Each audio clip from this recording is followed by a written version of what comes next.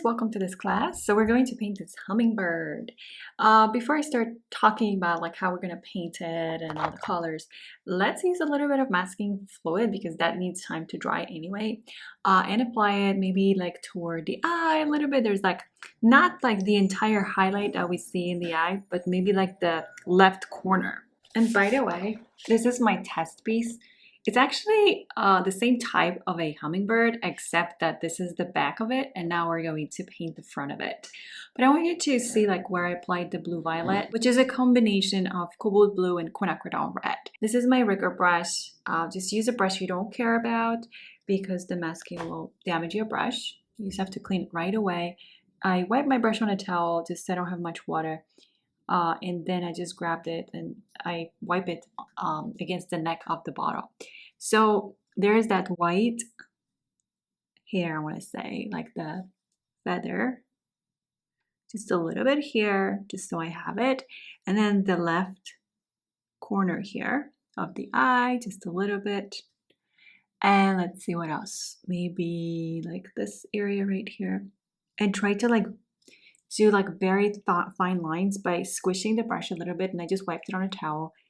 And then I'm going to go a little lower. It's hard to see it because the lines that I'm creating are so fine. It's like I'm barely touching the paper with this brush. And I just want a little bit, maybe over here too actually. Like I don't really see like highlighted hair, but I like that it's lighter this side and might as well just exaggerate it in my painting. And then next thing would be the beak, maybe like the bottom part, just the line, since it's lighter anyway, and there's like some highlight in there. And then just kind of scout it around, like see what else you could add it. You can go over the branch if you want to, maybe like a little bit over here, just to have like a couple extra highlights.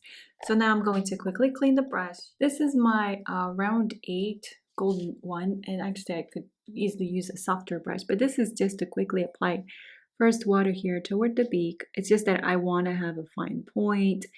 And when I go in there, now the first part, we will actually use blue violet. So we're going to gently combine cobalt blue with quinacridone red. So what you're going to do is not really mix them that much together. You want to see the separation of colors. It's a quick grab of 2 colors, and it's going to be more like a water to milk like ratio. Just a smaller amount on your brush, and you're going to apply it here, but toward the bottom of the beak, and you just watch how the paint flows toward the top. The key is you can't have like puddles of water before you begin applying colors. That's just a disaster. It's going to be a disaster because everything will just spread too much. This is my long cool size 4. The beginning right now, like when I am just applying water, I don't mind puddles of water. I actually do want a lot of water here, and let's remember not to wet the wing, the left side here. But at the beginning, yes, I don't mind because I'm just wetting the paper, right? Doesn't matter. It's just wetting the paper. I'm just going to wet all of this here. But later, like when I'm getting closer toward like applying colors, wet on wet, I actually need to remove some of that water. What I mean by removing, like you have to be careful because you don't want the paper to become damp. You just want like nicely shiny, wet paper, and basically like no puddles.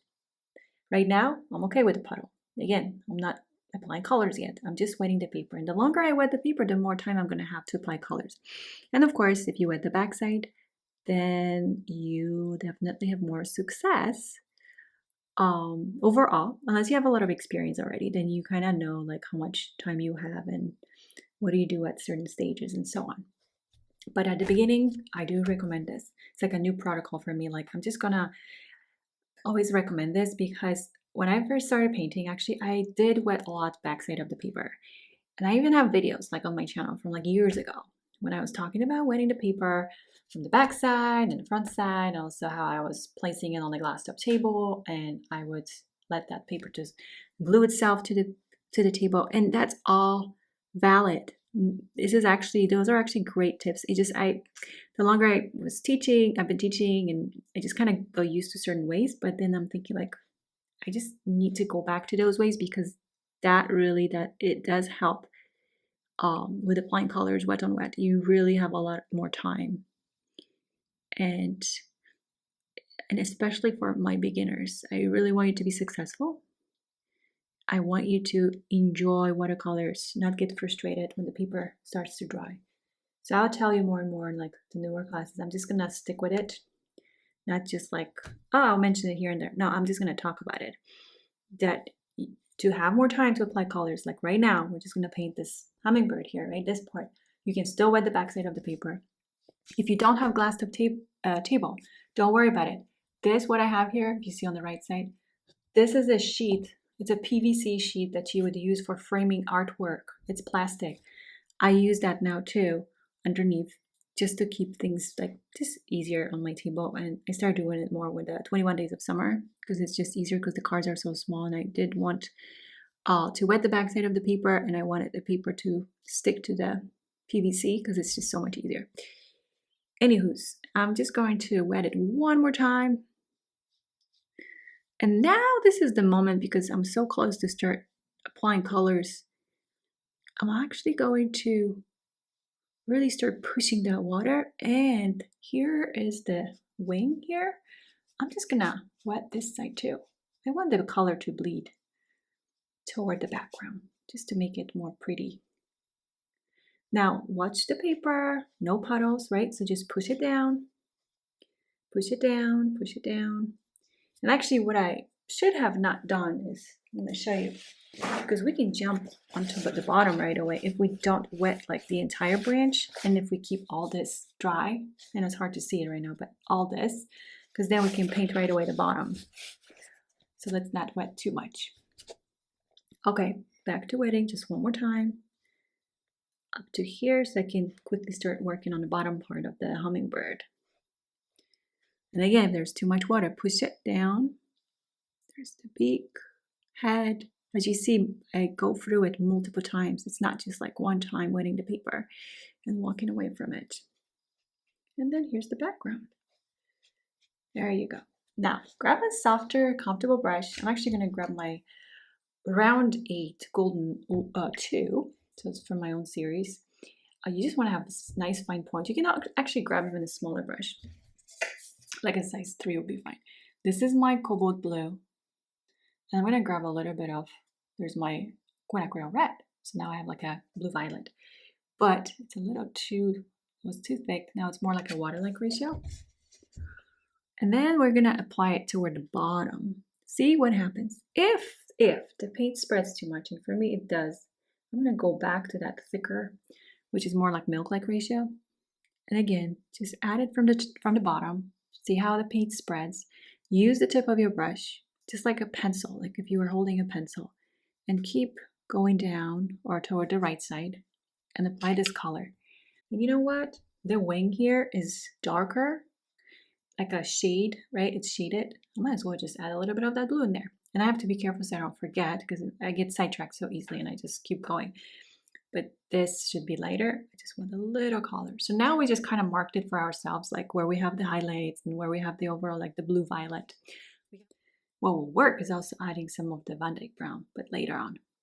This is so basically like these feathers here, right above the branch are lighter, but then it's like it starts to be a little darker. I have to hurry up because first of all, this is drying and I need to add colors in there too. But this is so tempting to do this right away. This is a little more of the quin red. Actually, that was not enough. This is more quinacridone red. And let's go back here, and we'll keep shading it. This is like the mid-tones that you see of that brown and red. We can also add it here too, here. And now let's grab with the same brush. Don't even clean it. This is half and half like ratio of, actually, you know what? I don't want this color yet. I forgot there's blue first. Let's grab some of this blue. This is my marine blue, and there's some phthalo blue, half and half like ratio. And just add it like wherever you see in the reference, actually that's where you want to go with this. So follow the reference closely for these blues. I went a little too far, but I think it'll be okay. A little more of this blue here. We can go back and add more of the blue violet. I feel like it needs to be a little darker. And now I'm going to grab this sap green. It needs to be more like milk-like ratio. I feel like it's just too dry otherwise, the paint, when it's half and half. And then you can use any brush you want. Just try to have a softer brush. And then let's not forget this is supposed to be a little lighter. I do need some more contrast, but before that, I want to go back toward the top of the head. That's the first area I was working on. Now what's going to happen is that it's the area that's going to dry the fastest. So if I want any more of the blue violet, I'm going to grab heavy cream. This is my cobalt blue and quinacridone red. I feel like I mixed it too much. See, I don't want that perfect mix. I want separation of colors. But now it is darker. So I just want a couple more spots where I can add it. Just follow the route, like wherever I see the blue violet, although now it's not as clean blue violet because I picked up the greens and so on. That's okay, because there's other areas that are a little darker, might as well take advantage and just keep spreading the paint. Now I'm not cleaning the brush, just grabbing more of this blue violet. And yes, this is where the foot is. And now I'm separating the wing from the other parts. I do have a little bit of spread. That's good. I actually was hoping for more, but didn't work out that way. That's okay. Again, I always tell myself, I have the contrast, light and shadows, and that's the most important. Nothing else is more important. So everything else, like, okay, it is what it is. But as long as I have that contrast between light and shadows, I am good. And now there's more spots. I should actually change the shade of the color. Before that, I'm going to grab some cobalt blue, Van Dyke brown, a little more. Make it a little darker here. Because that's a wing right there. This part needs to be a little darker. And I'll get to this part too. This is not the time for it. Let's see, the area next to the beak should be darker, and overall, I should grab a rigger brush in a second, just to separate things a little more. Okay, cleaning my brush, but try to use like the flatter part of this brush so you squish the brush. I actually normally do this with a rigger brush, but when I feel like I'm running out of time, that's when I just kind of use any brush I have. But this is my rigger brush size 2, Songbird. And I am going to grab heavy cream, actually cream top of that Van Dyke brown. So creamy paint. Just go here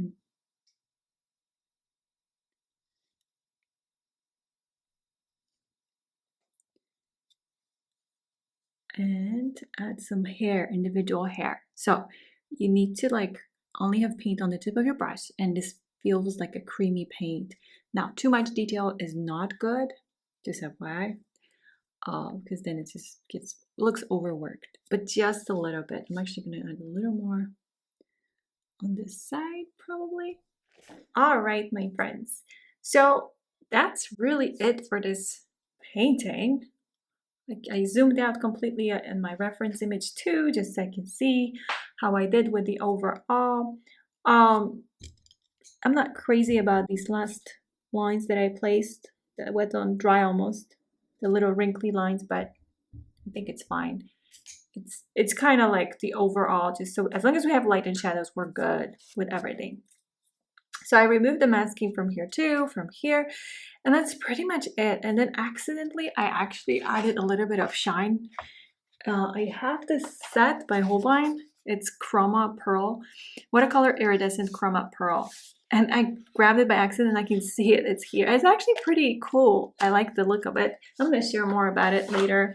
I haven't tested these paints yet as much. I just did swatches. That's what I did. But I didn't realize that that's how cool it could look over your painting. Once you're done painting, you can just add like that one layer. So looking at the whole thing, you have to look at the overall light and shadows. Like, is everything looking okay? So light and shadows wise. And I have enough contrast and everything. Yeah, that's pretty much it for this painting. So thank you so much for your time, and please let me know if you have any questions.